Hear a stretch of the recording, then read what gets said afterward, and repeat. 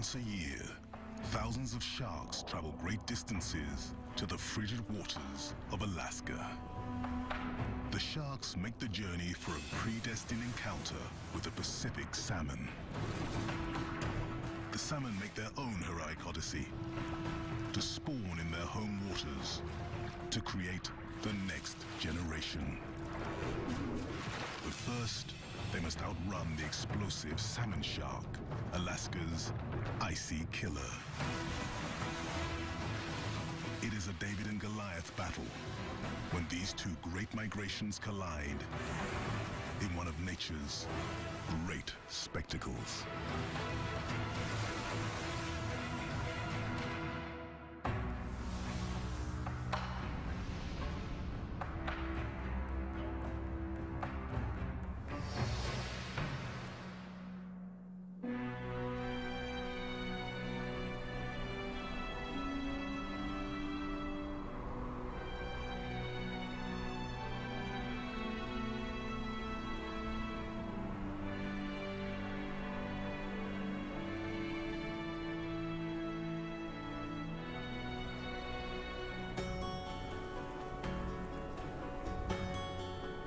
After a long, dark Alaskan winter, Prince William Sound welcomes spring.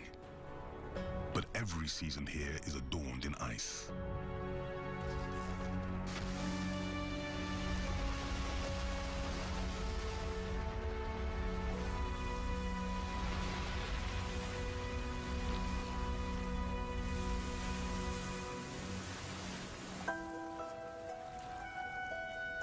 Even in May, the water temperatures barely nudge above freezing. Yet cold does not mean lifeless. An astonishing richness of life flourishes in these subarctic waters.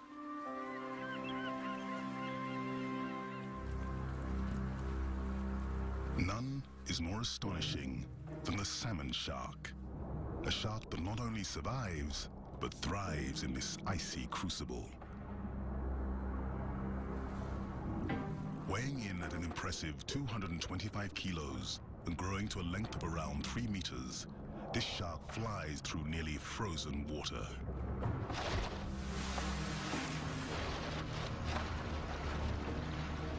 But sharks in Alaska? One of the shark's favorite prey, Pacific salmon, lure the sharks to the Sound.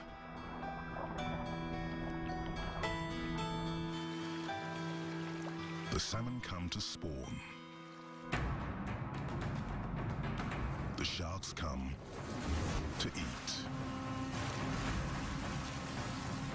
Once a year, the salmon shark and the salmon collide in an epic struggle. One runs on hunger, the other on urgency. Nothing less than the survival of its kind. And this is their Arctic arena. As Prince William Sound sits on the northernmost shores of the Gulf of Alaska, the waters of the Sound are cold year-round.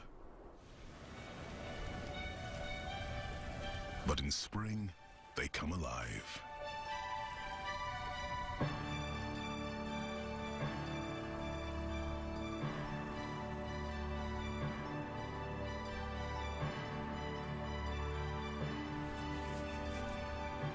Over 1,600 species of birds, fish, and mammals earn their living in these food-rich waters.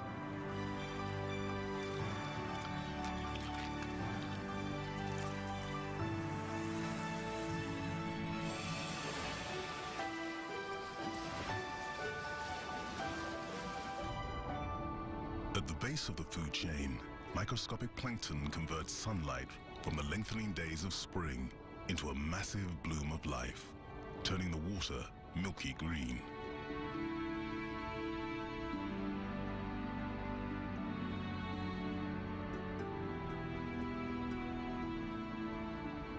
Kelp forests burst with the season's abundance.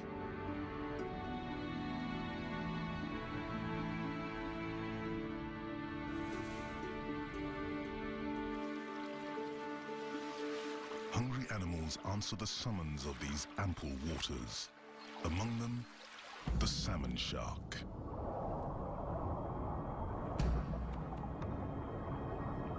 It's May, and this salmon shark is gradually making her way towards Alaska and the salmon that compel her journey there.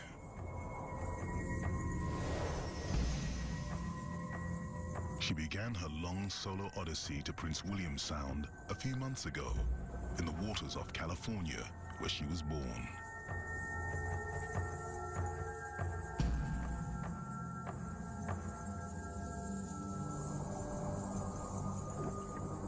She's been on her own since birth. Having had no parenting, she runs on instinct. She's now 5 years old, and this is her first trip to Prince William Sound. It's a mystery how she will find her way.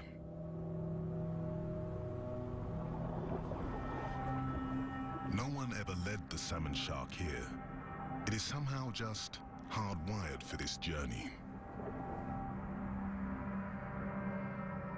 While the predators are coming to feast, the prey have a different, perhaps more compelling drive to reproduce.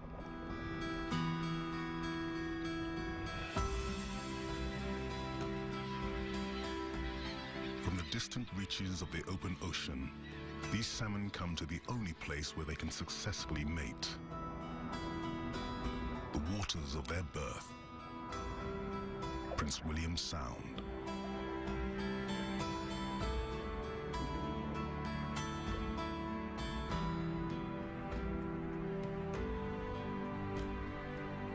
Nature has been sculpting this glacial seascape for the past 2 million years.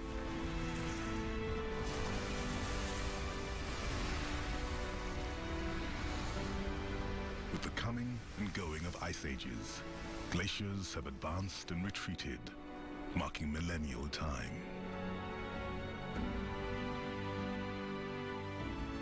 It is this glacial artistry that creates the perfect spawning waters for salmon and perfect hunting grounds for sharks.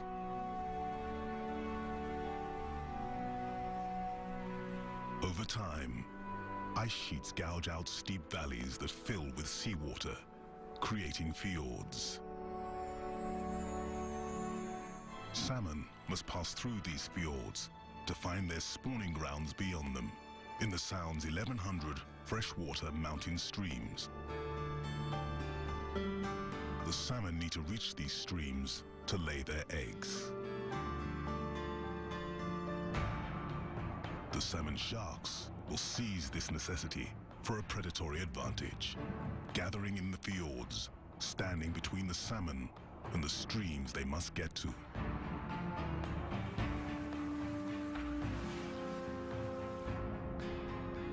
The salmon seem doomed, but there are still enormous challenges for the shark.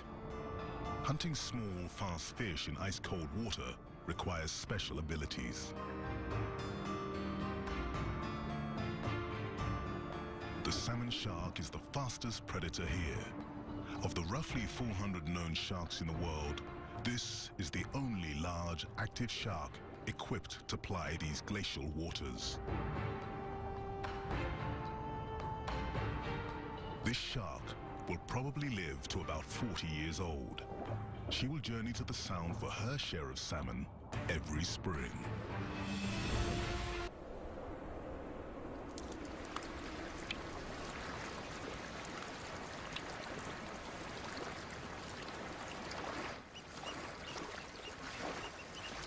For young mammals in the Sound, spring is a time of learning.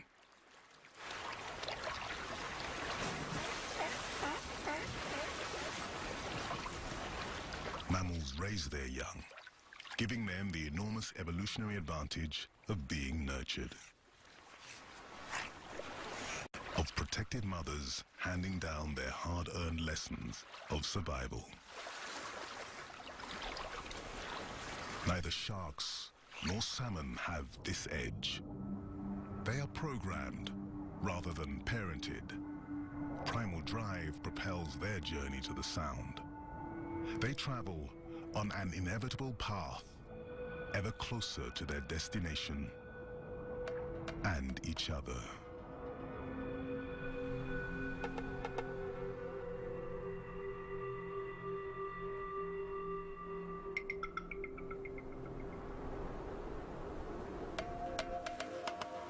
Because of the rigors of surviving here, every creature claims its own niche, its own strategy to survive in this icy world.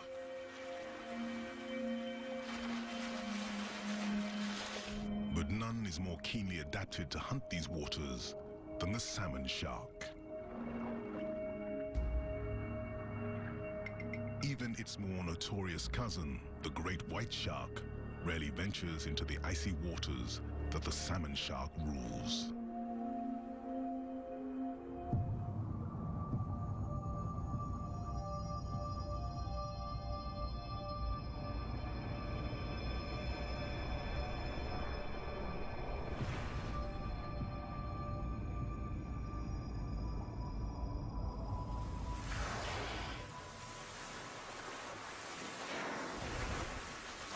The salmon shark's largest competitor here is not another shark, but rather another apex predator, the orca.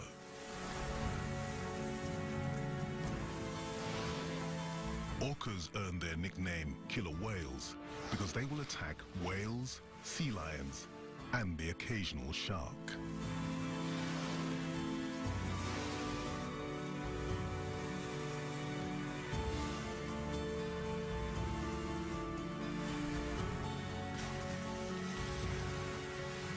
Two predators, the orca and the salmon shark, sharing the same glacial waters, but leading such starkly different lives.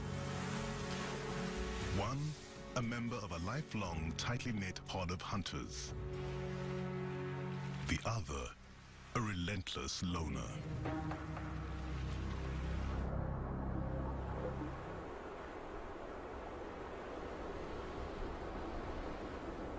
It's July. Thousands of solitary salmon sharks are now at the mouth of Prince William Sound. The sharks are here, just ahead of the salmon. Tens of millions of them are now closing in on Alaska's coastline. Every one of these salmon was born here, in the Sound. And this will be their first and final homecoming.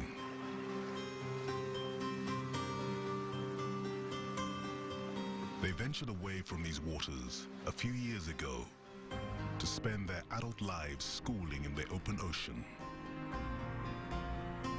But they are pre-programmed to come home to spawn.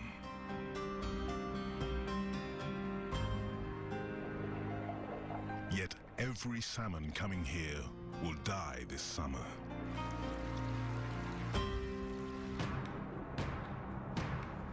The only question is, which individuals will reach their spawning grounds and which will be caught in the powerful jaws of a great predator?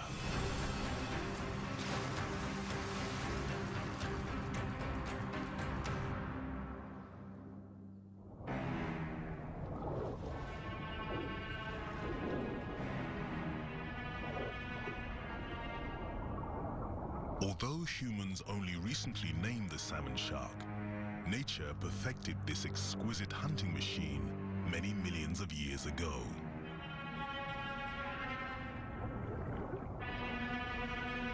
But how does it excel in seas too frigid for virtually every other shark?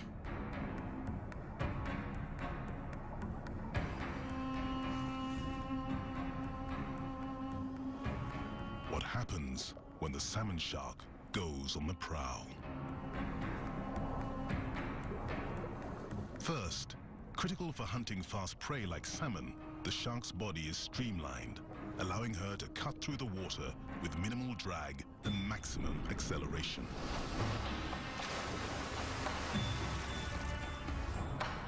Clever camouflage renders the shark practically invisible. Prey above fail to see her dark back.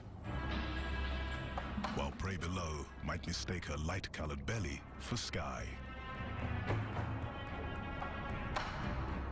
As a hunt begins, the shark recruits its fine senses of smell and hearing. If a salmon is wounded, the shark will smell blood in the water or hear it thrashing. Along its sides, highly sensitive motion detectors, so-called lateral lines, sense water displacement from the smallest movement of the smallest salmon. Also, fish emit a very weak electric signal. The salmon shark can exploit this. Hundreds of tiny electroreceptors around its snout can detect as little as a millionth of a volt emitted by a salmon. As the shark goes in for a kill, the electroreceptors may help it hit its target.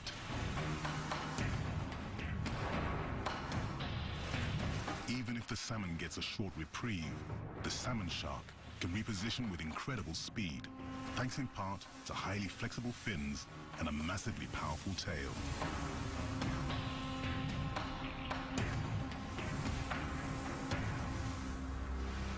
So how can the salmon shark perform at this level of excellence in ice-cold water?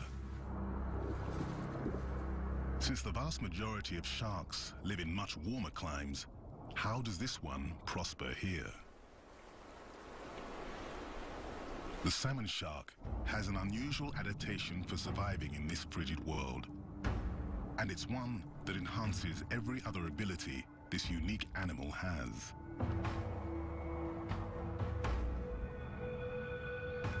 Amazingly, this fish is warm-blooded. This is an enormous advantage for hunting swift prey in cold water. Warm blood enhances speed, muscle power, and endurance. Everything this predator needs. But how does it retain its body warmth while immersed in icy water?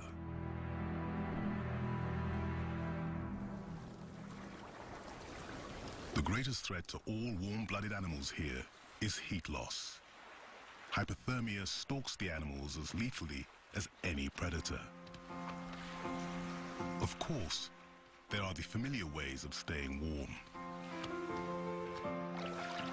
Warm-blooded mammals, like sea otters, are clad in a fur coat made of up to 150,000 hairs per square centimeter.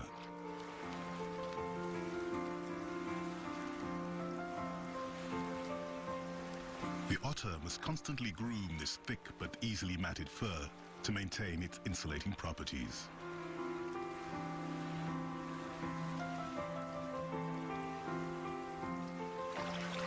It also must maintain a high metabolic rate by eating up to a quarter of its body weight every day, just to stay alive.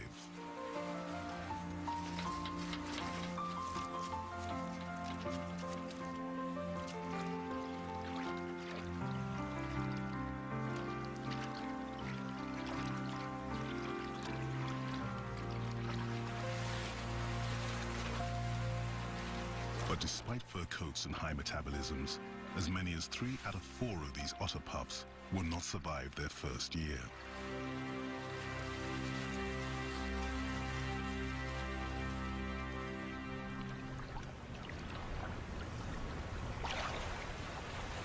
The harbor seal employs a more passive method of staying warm: blubber.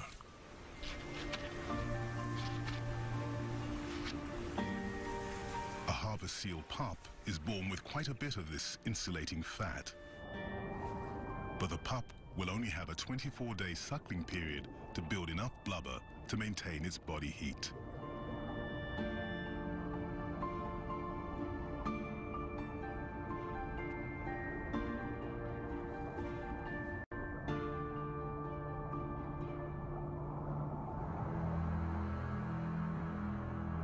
The warm-blooded salmon shark has neither fur nor fat for insulation. Yet it can raise its body temperature more than any fish in any water. The internal temperature of most fish is nearly identical to the surrounding water. But not the salmon sharks. Its circulatory system has an unusual mechanism to keep this shark warm in ice-cold water.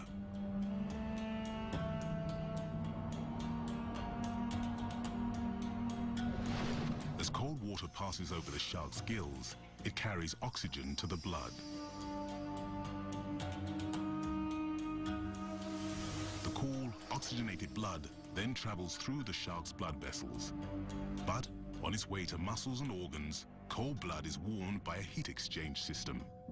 Adjacent veins, carrying warm blood from the shark's swimming muscles, transfer heat to cooler blood coming in from the gills. The systems that enable the heat transfer are called retia mirabilia, or wonderful networks. These allow the salmon shark to raise its body temperature as much as 20 degrees Celsius above the water temperature. With the shark's warm-blooded advantages of speed, agility, and endurance, the cold-blooded salmon seem condemned. Their only hope of escape is in sheer numbers. And numbers there are. Untold millions of salmon swim hundreds of kilometers to arrive at this, their destiny.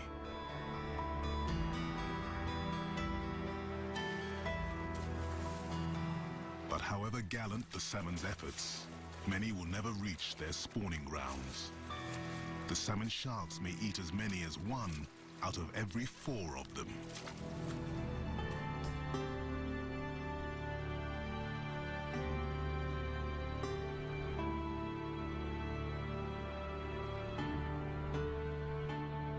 The placid waters of Prince William Sound belie the scene of carnage that is about to unfold.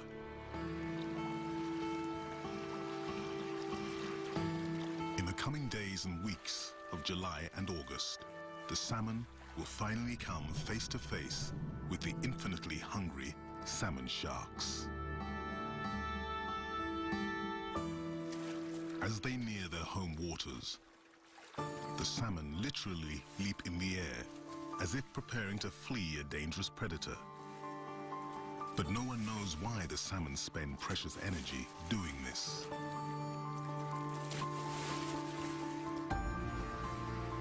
Soon, they will need every bit of their strength. First, to escape the sharks, and then for the epic struggle to return to their breeding grounds, to mate for the one and only time in their lives.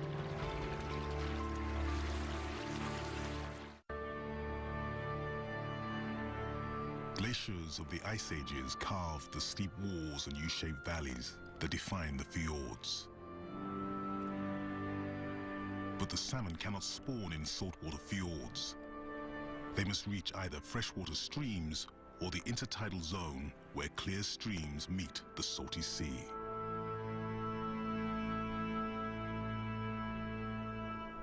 The salmon must cross the shark-infested fjords to reach their spawning grounds.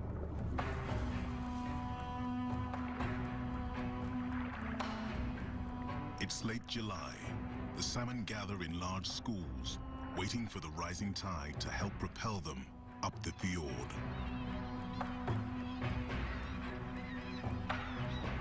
But laying in wait are the salmon sharks. This is the moment they have journeyed thousands of kilometers for. This is the moment they were literally born for. Some of the fish cling to the walls of the fjords, trying to outflank the sharks. But instead of offering safe passage, the rocks may doom them.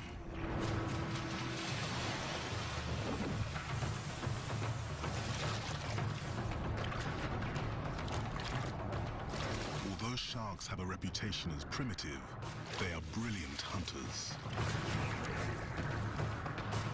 They push the salmon against the fjord wall and then drive them towards the surface, cutting off 2 avenues of escape at the same time.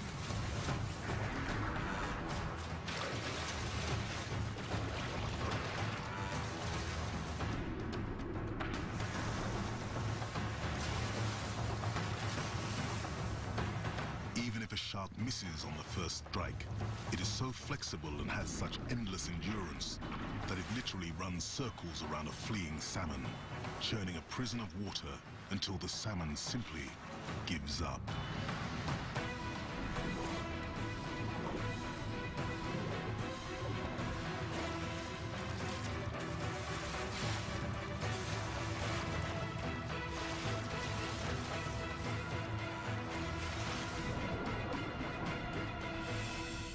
These sharks have excellent eyesight. Scientists studying them believe that the way their eyes are positioned far forward on their faces, that salmon sharks have particularly sharp binocular vision. This is an enormous advantage for closing in on small, fast salmon.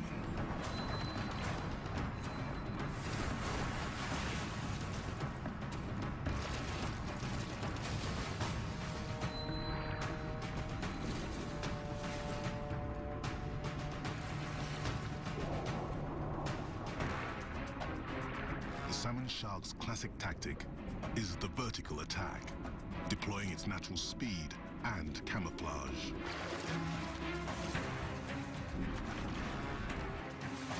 Once its pursuit begins, the shark is relentless.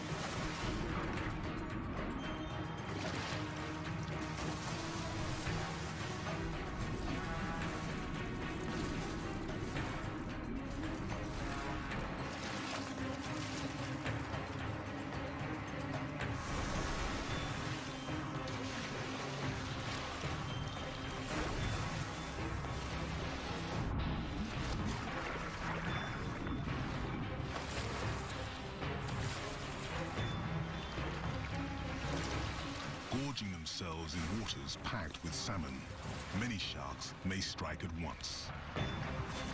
But this is more than bloodlust on the part of the sharks. As they devour protein and fat-rich calories, they're storing energy for reproduction, migration, and leaner days.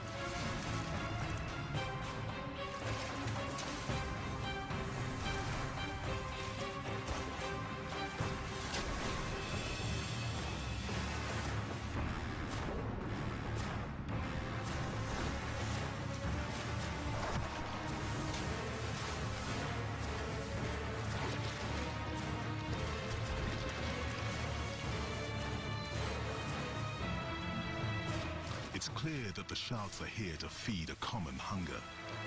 But in the midst of their feeding frenzy, are they competitors or collaborators?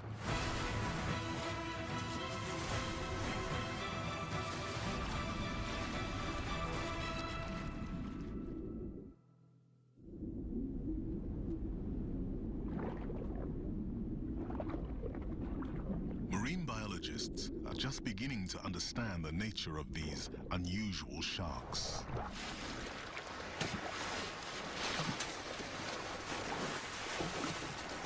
When they converge in a skilled attack, it can look like a coordinated hunt, an organized ambush. But is it?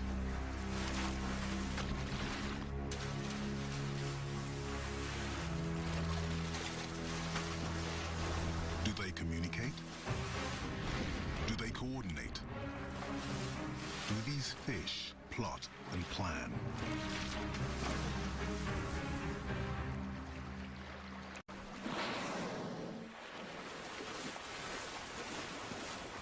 Other denizens of these waters are renowned collaborators. Behemoths who use sophisticated communication skills to hunt as a group.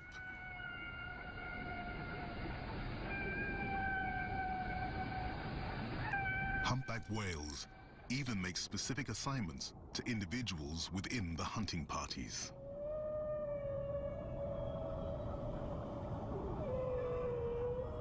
Unlike the shark's hunting skills, these are not instinctive abilities, they are learned.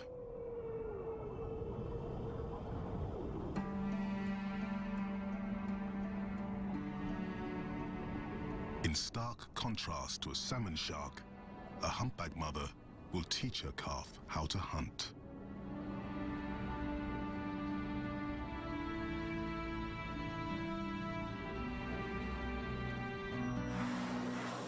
As the calf grows and learns, it may participate in a spectacular humpback group hunting ritual, an awesome feat called bubble net feeding.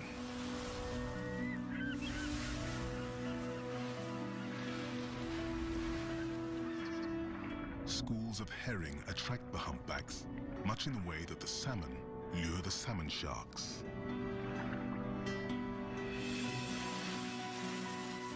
The humpbacks dive under the fish, herding them into a tight ball. They then blow bubbles, encircling the herring in a curtain of air. The pod leader signals the others to lunge to the surface. In unison, jaws agape. By working collaboratively, each whale can consume thousands of fish in a single gulp.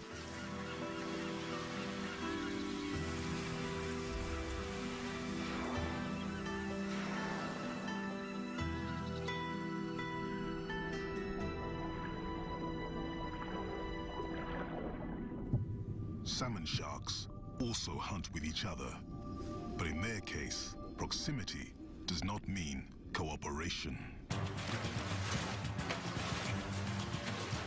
Several sharks can strike at once, scattering the hapless fish, enabling each shark to pick off its own target.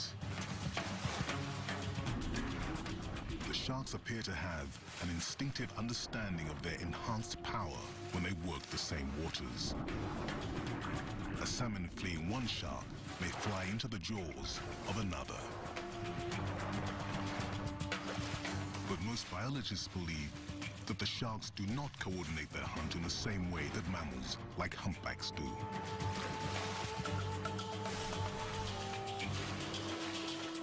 The shark's evolutionary path started long before mammals roamed the earth, and their ancient design is one of evolution's greatest successes. They predate the earliest known dinosaur by more than 200 million years. Yet the shark endures as one of nature's oldest predators.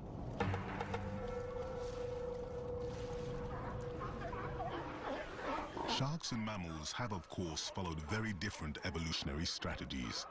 In Prince William Sound, as elsewhere, some mammals have morphed their bodies through time. Stellar sea lions probably evolved from a bear-like land-based creature 20 million years ago. In fact, their rear flippers turn forward, allowing them still to walk on land. After a fashion.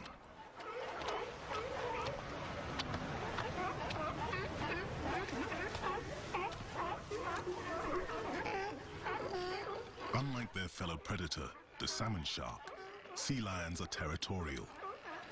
A bull establishes his turf and will fight to defend it.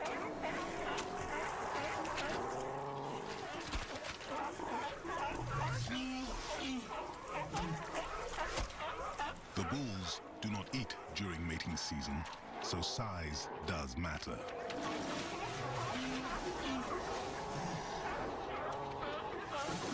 The bigger the bull, the longer he can fast. Less time foraging, more time mating.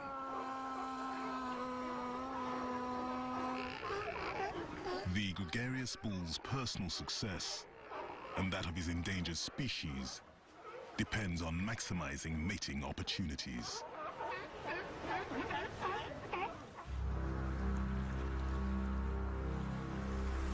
Unlike the sea lions, the salmon sharks are not endangered, and they don't miss a meal in order to reproduce. They will mate in summer and into fall.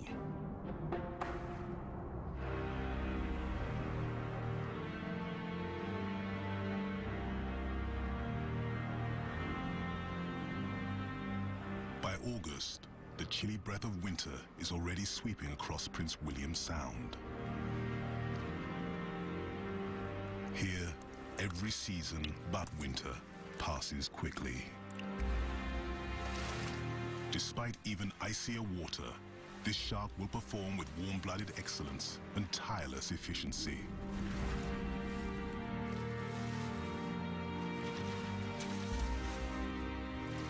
As fall eclipses summer, the days become shorter, darker. The sharks seem to hunt more frequently at the surface without the risk they run on brighter days of burning their sensitive eyes.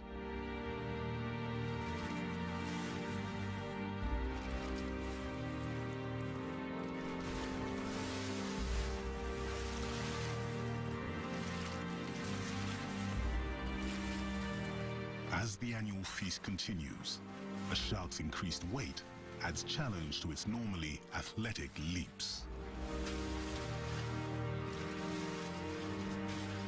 While this seemingly ruthless predation appears to threaten the salmon species, the ravenous shark is actually improving the health of the salmon population.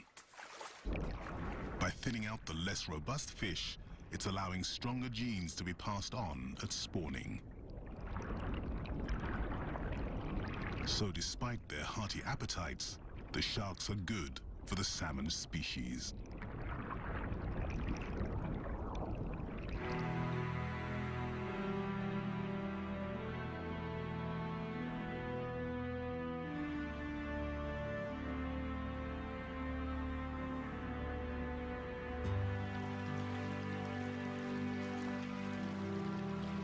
The salmon who have successfully eluded the sharks navigate to the intertidal zone, where seas and rivers merge towards the freshwater streams, where life for most of these salmon begins and ends.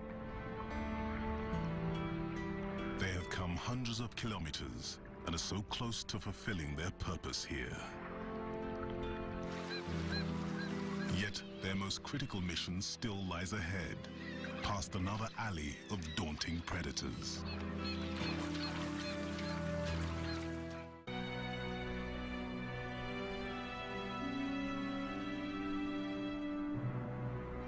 August in Prince William Sound. More than a hint of fall is already in the air. The surviving salmon have an even more urgent need to make it to their spawning grounds. Rather than dying in the jaws of a shark, it might be their own nature that will kill them. The fresh water of the mountain streams is already taking its toll. It's now only a matter of a few days before they will all perish. The salmon must overcome their waning strength to make it to the waters of their birth.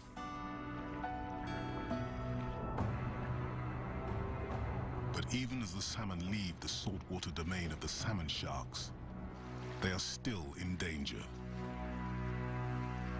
At every bend in the stream, another predator stalks them. It's the salmon's curse to be so nutritious. Brown bears need enormous stores of fat for their impending hibernation. These one-year-olds can now catch their own fish. But a year ago, they were suckling in the den, taking mother's milk enriched by salmon fat.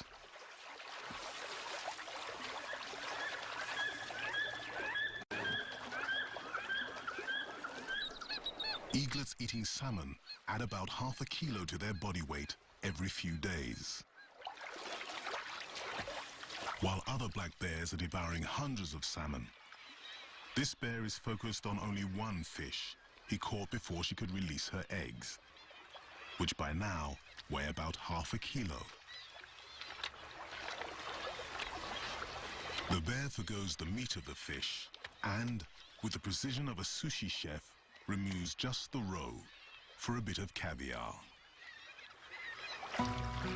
Fortunately for the salmon species, others will make it further.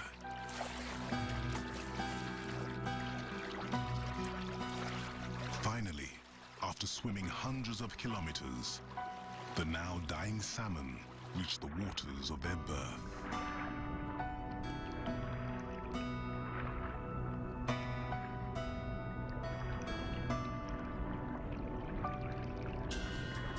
Jockeying for position, they struggle to spawn.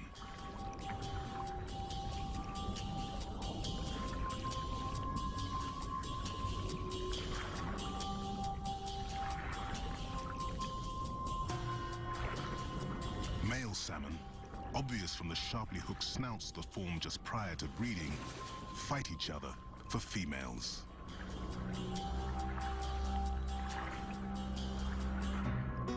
Females vie for the best spots to deposit their eggs. With a wave of her tail, the female salmon makes a gravel nest for her eggs and releases them. The male then fertilizes their potential offspring.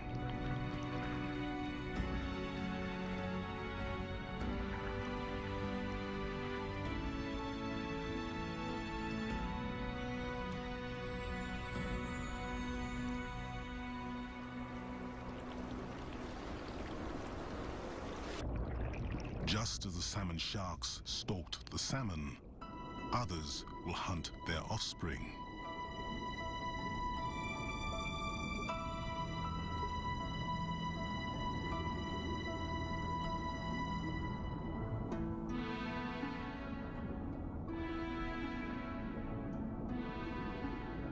A giant lion's mane jellyfish joins a troop of moon jellies.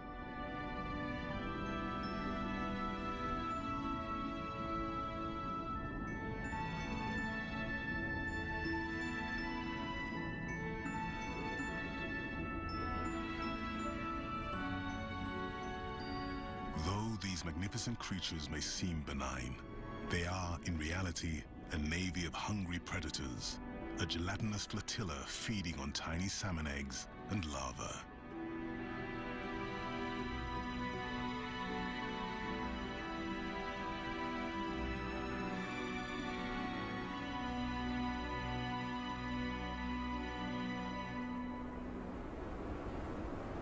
While some salmon have already spawned and died, others are still making their way to their spawning grounds.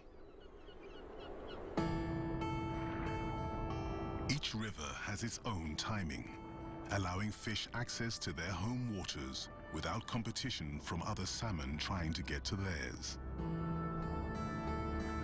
Nature cleverly staggers the salmon's schedule, accommodating the salmon shark's infinite appetite.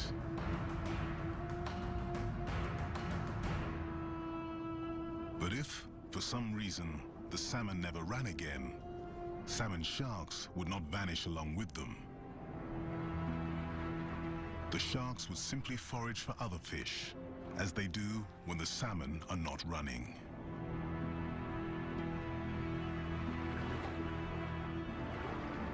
There is a reason that sharks have survived for over 400 million years.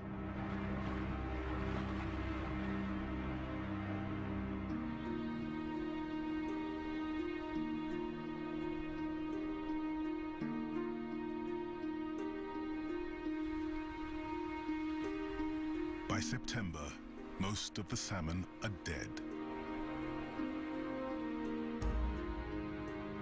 As the salmon disappear, many of the sharks leave the sound, making their way to warmer waters where some will give birth to the next generation of salmon sharks.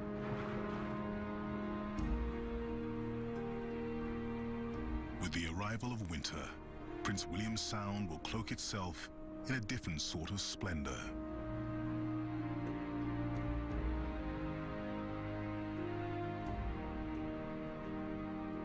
No matter the season, there is magic in this icy cauldron of life. Wizardry that commands creatures from thousands of kilometers away to come here.